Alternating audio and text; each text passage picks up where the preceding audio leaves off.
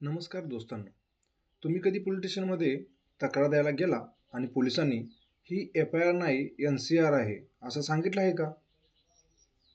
पण एन-सी-आर म्हणजे नेमकं काय आणि एफ-आय-आर म्हणजे काय? दोघांमधील फरक काय आहे? आज या व्हिडिओमध्ये मी तुम्हाला एन-सी-आर आणि एफ-आय-आर मधील फरक अगदी सोप्या शब्दात समजावून सांगणार आहे. म्हणून व्हिडिओ शेवटपर्यंत नक्की पहा. एफ-आय-आर म्हणजे काय? सर्वप्रथम एफ-आय-आर बद्दल समजून घेऊया.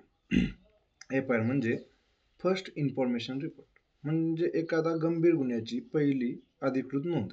उदाहरणार्थ चोरी, दरोडा, बलात्कार, फसवणूक असे गंभीर गुन्हे.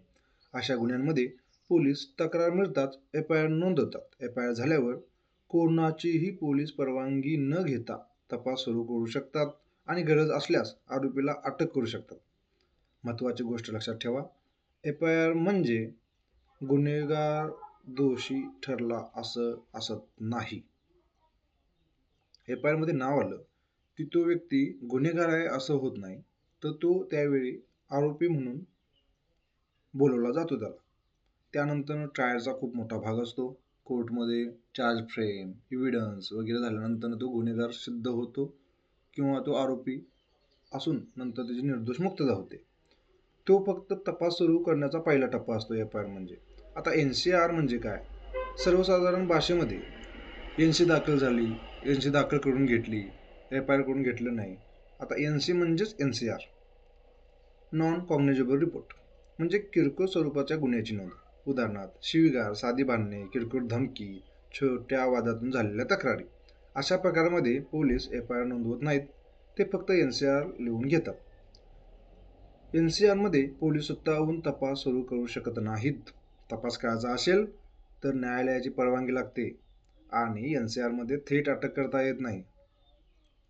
एन-सी-आर आणि एफ-आय-आर मधील मुख्य फरक.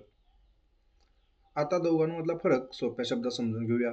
एफ-आय-आर ही खूप गंभीर गुन्ह्यांसाठी असते, तर एन-सी-आर ही किरकोळ गुन्ह्यासाठी असते. आपण पाहिलंच आहे.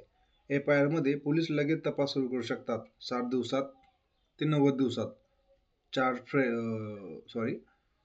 चार्जशीट दाखल करावी लागते पोलिसांना. गरज लागली तर आरोपींना अटक होऊ शकते. पण एन-सी-आर मध्ये अटक होत नाही, पंचनामा होत नाही, कोणत्याही प्रकारची चार्जशीट दाखल करायला लागत नाही. एकदा एन-सी-आर करून ठेवलं की तो कागद फक्त फाईलमध्ये घालून ठेवणे की ह्या व्यक्तीपासून ह्या व्यक्तीला धोका आहे, ह्याचा पुरावा आहे. आणि जर सारखी एखाद्या व्यक्ती एन-सी-आर झाली एक दोनदा, तर डायरेक्ट पुढच्या टायमाला त्या व्यक्तीवर एफ-आय-आर करायला येते. त्यासाठी हा मुख्य उद्देश धरला जातो.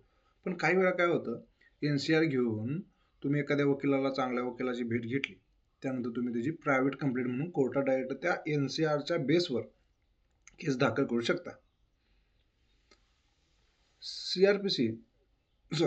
सीपीसी मध्ये 154 अंतर्गत एफ-आय-आर असते आणि 155 अंतर्गत एन-सी-आर असते. पोलीस एफ-आय-आर ऐवजी एन-सी-आर का लिहून घेतात?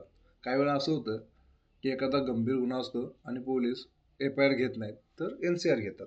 अनेक वेळा असं होतं गंभीर गुन्हा असूनही पोलीस एफ-आय-आर नोंदवण्याऐवजी एन-सी-आर लिहून घेतात. ते कधी कधी काम टाळण्यासाठी असतं. कोण जाणार, पंचनामा कोण करणार, साक्षीदारांची साक्ष कोण घेणार, नकाशा कोण काढणार. त्याच्यापेक्षा एक एन-सी-आरचा कागद लिहून घेणं, एक कॉपी त्या पक्षकाराला देणं आणि निवांत राहणं. जर गंभीर गुन्हा असेल आणि एन-सी-आर जर लिहिली त्या बाबतीत, तर ते बेकायदेशीर आहे. अशा वेळी तुम्ही वरिष्ठ पोलीस अधिकाऱ्याकडे तक्रार करू शकता किंवा न्यायालयात दाद मागू शकता. मित्रांनो, आता तुम्हाला एन-सी-आर आणि एफ-आय-आर मधला फरक स्पष्ट समजला असेल. माहिती उपयोगी वाटली असेल तर हा व्हिडिओ लाईक करा, जास्तीत जास्त लोकांपर्यंत शेअर करा आणि न्याय देणारी माहिती चॅनलला सबस्क्राईब करा. असे महत्त्वाचे कायदे सोप्या शब्दात समजून घ्यायचे असतील तर आपल्या चॅनलला नियमित भेट द्या. धन्यवाद.